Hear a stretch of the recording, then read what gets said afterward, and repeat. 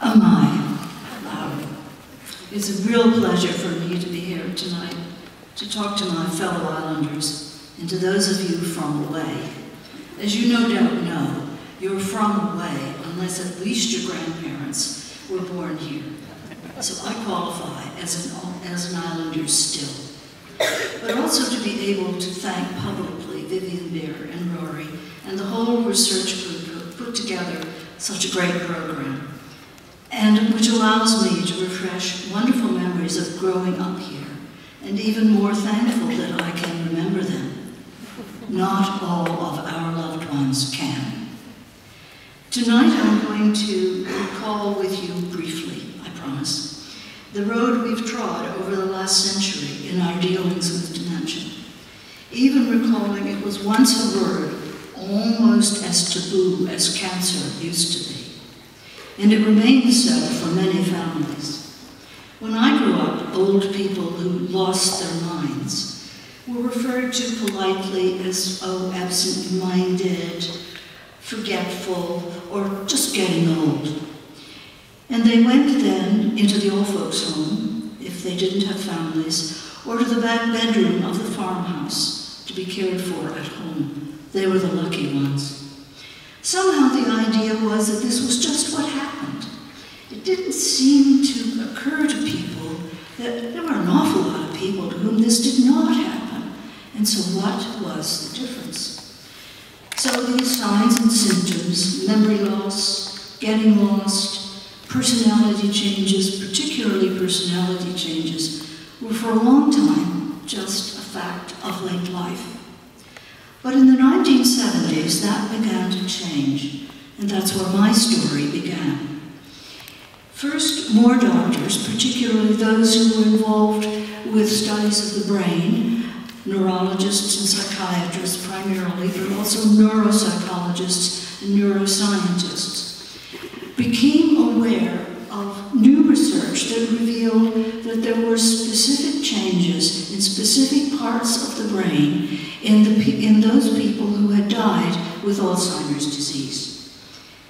And that really was a climate change of great proportions. In the United States, two particularly influential doctors, whom Rory has already mentioned, well, Dr. Robert Katzman and Robert Terry, both were involved with brain research and both were involved with patients.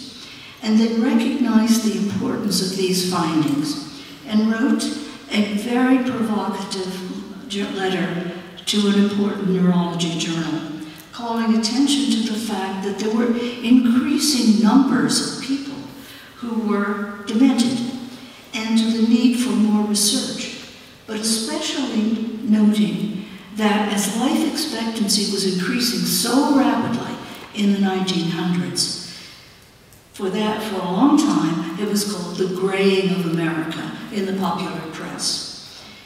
So the problem would arise, if it hadn't already, of providing care for people with dementia. And it was going to be a major issue, not for the people with it and their caregivers, but for the whole healthcare system, and for paying for this. So it was almost a clarion call. They referred to it as an epidemic of dementia.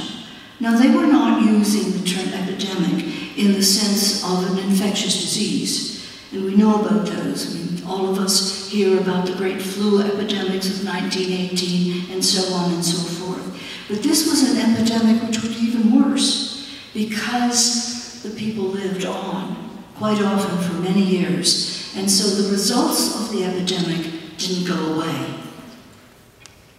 And this was a wake-up call for those of us at the NIH, the major biomedical research institute in the United States, much like the Medical and Scientific Research Council of Canada.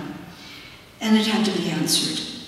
And I was fortunate enough to be chosen to work with both Bob Katzman and Bob Terry and put together the first international meeting in modern times on Alzheimer's disease. And we had people from all over the world, researchers, physicians, both ones that were well known in various fields, but also those just starting careers. And we talked and argued, and what should we do to proceed? We sought and we achieved 3 goals. 1, recognition that dementia was a disease, and as such was amenable to investigation, hopefully to treatment, and at least some way, we hoped, on the way to prevention. And we wanted also to recruit talented persons to move into the field, to jumpstart new research with their new ideas. And Dr. Bolazan, whom you will hear later, was one of those. So you can see we were pretty successful. And the last thing was to bring Alzheimer's disease and the other dementias out of the back wards and the back bedrooms into the world of research medicine. The book that came from that, which Rory has already mentioned, edited by the 3 of us, was titled Alzheimer's Disease, : in those days, scientific books always had a colon in the title. Made it seem more important, I guess. Senile dementia and related disorders. That title gives you an idea of how broad our scope was, and how hopeful the field was at that time for real progress in both treatment and prevention. And of course, prevention has always been the Holy Grail. But the medical aspects, important as they are only part of the issue. So in 1979, we brought together representatives of about 9 or so major groups all around the US that had been formed by families in trying to find out what they could do with the terrible things that were happening to their loved ones. After some heated debates, because everybody had their own name for what this should be called, we came away with calling it the Alzheimer's Disease and Related Disorders Association, ADRDA. Now, anybody who has been involved with public relations knows that's not going to fly for long. So it later became just the Alzheimer's Association. And of course, and I will mention later, it is also very important in Canada. And everybody talks to everybody else. So there's not any little fiefdoms around in terms of what the societies do. The movers and shakers there included Jerome Stone, a prominent Chicago businessman whose wife had dementia, and he'd met Katzman and Terry in the course of his trying to find out what to do about his wife. He had many resources. He was very wealthy and very well connected. And he just died in January at 101, leaving behind an amazing legacy in both art and culture, but for us in the emphasis put on Alzheimer's disease. He knew Dear Abby and Ann Landers, who were syndicated agony aunts for the Chicago papers and all over both US and Canada. And a woman wrote asking what she could do with her husband, who couldn't work anymore. He had been a high-powered person, but he just couldn't work. And Dear Abby wrote and published widely in all papers all over the US and Canada, write to the ADRDA, giving an address, and they will tell you what help is available. And that was an avalanche, because at that point, the organization was fledgling, didn't have many people. The postman apparently, and the address was in New York City, the postman finally said, I'm going to have to bring a truck because we have so many letters for you to answer. But those were answered as best as they could be. But I want to say that it's important not to forget that both the physicians and the laypersons involved had personal experience with dementia. And this personal experience, of course, as we all know, drives your energy. Bob Katzman's mother-in-law lost the last 10 years of her life to Alzheimer's.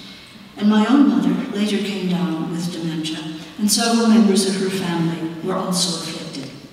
So for many, the issue was not just a scientific problem, but a personal one.